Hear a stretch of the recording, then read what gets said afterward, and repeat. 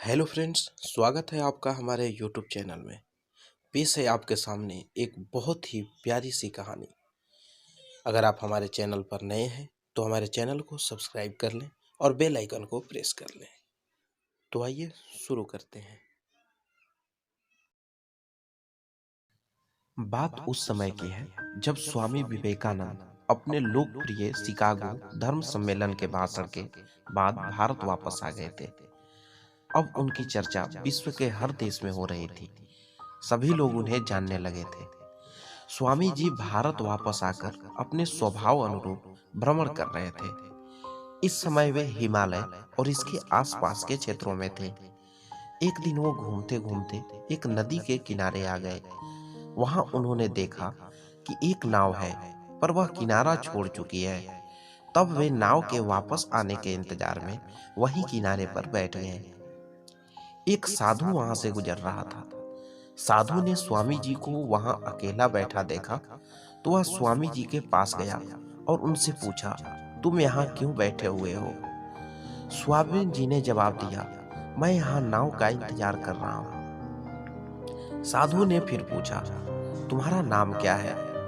स्वामी जी ने कहा, मैं विवेकानंद हूँ। साधु ने स्वामी जी का मजाक उड़ाते हुए उनसे कहा, अच्छा, तो तुम वो विख्यात विवेकानंद हो जिसको लगता है कि विदेश में जाकर भाषण दे देने से तुम बहुत बड़े महात्मा साधु बन सकते हो।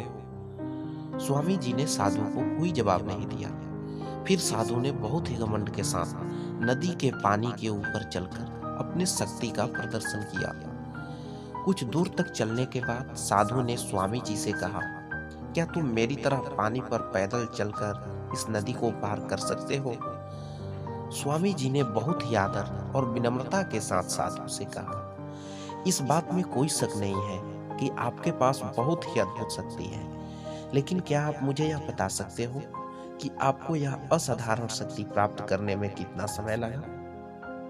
बहुत ही अभिमान के साथ साधु ने जवाब दिया, यह बहुत ही कठिन कार्य था। मैंने 20 सालों की कठिन तपस्या और साधना के बाद यह महान शक्ति प्राप्त की है। साधु का यह बताने का अंदाज बहुत ही अहंकार भरा था। यह देखकर स्वामी जी बहुत ही शांत स्वर में बोले, आपने अपनी जिंदगी के 20 साल ऐसी विद्या को सीखने में बर्बाद कर दिए जो काम एक नाव 5 मिनट में कर सकती है। आप ये 20 साल निर्धन, बेसहारा गरीबों की सेवा में लगा सकते थे, या अपने ज्ञान और शक्ति का प्रयोग देश और देशवासियों की प्रगति में लगा सकते थे। परंतु आपने अपने 20 साल सिर्फ 5 मिनट बचाने के लिए व्यर्थ कर दिए। ये कोई बुद्धिमानी नहीं है।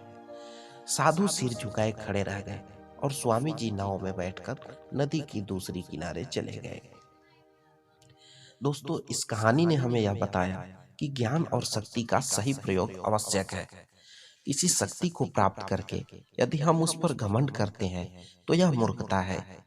शक्ति का सही जगह पर सही इस्तेमाल करना ही वास्तविकता में बुद्धिमानी है। दोस्तों, आपको यह कहानी कैसी लगी हमें कमेंट के जरिए जरूर बताएं। यदि आप हमारे चैनल पर नए हैं तो चैनल को सब्सक्राइब कर लें, वीडियो को लाइक और शेयर करना ना भूलें। मिलेंगे ऐसे ही कुछ रोचक कहानियों के साथ।